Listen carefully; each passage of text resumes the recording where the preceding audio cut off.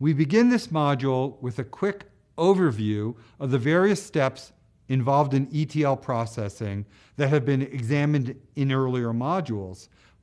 We use this review to frame an example of applying this process to converting the MIMIC patients table to the OMOP person table.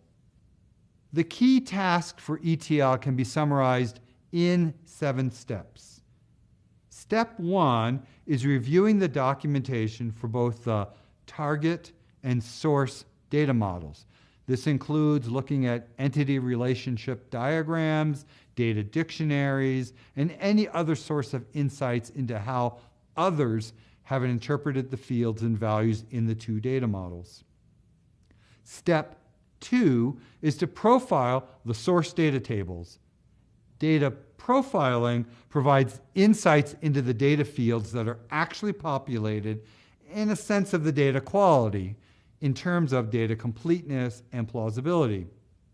It makes no sense to spend time writing code to convert a data table or column that either has no data or has data that is of little value due to poor data quality.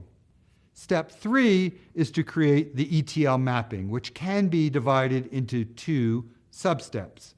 First, making the location of the data elements from the tables and columns in the source data model to the right tables and columns in the target data model.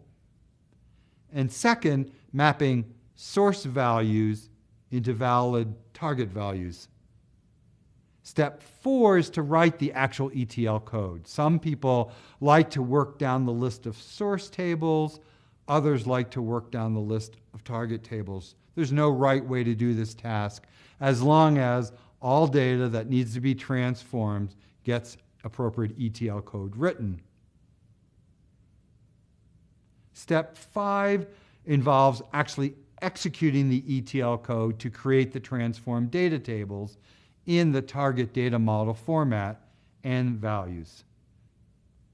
Step 6 is to perform data quality assessments that can be compared to the data quality findings obtained from the source data model during the data profiling task in step 2. Finally, step 7 involves creating the ETL documentation package, which includes at least a description of what was done and what decisions or assumptions were made, especially with the unusual situations or bad data, often called edge cases. These decisions often need to be revisited based on changes in the data model or a better understanding of the intended use cases.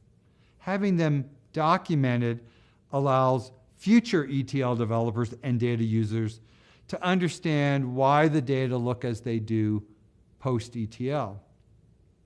This alternative view of the ETL processes includes some of the steps that we did not include, like exporting the data out of the existing data source and loading the data back into the target database. We use this diagram to illustrate the various ETL tools that we have used in the course, and they sit relative to the ETL processes. White Rabbit is used very early in the process for data validation.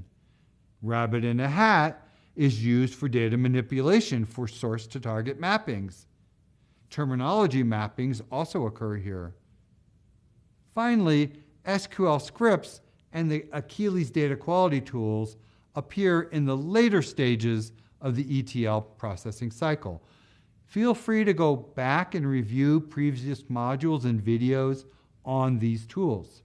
We list here some of the work products that are produced during the ETL process.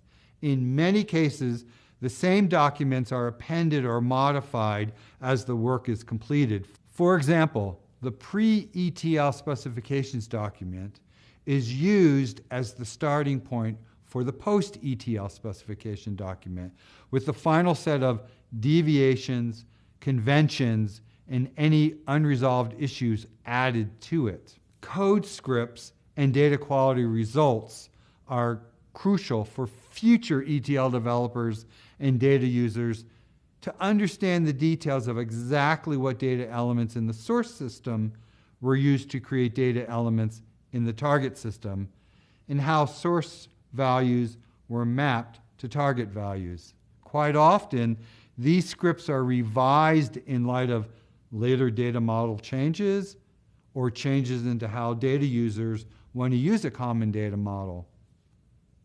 A complete and comprehensive set of ETL documents enables the ETL transformation to evolve over time.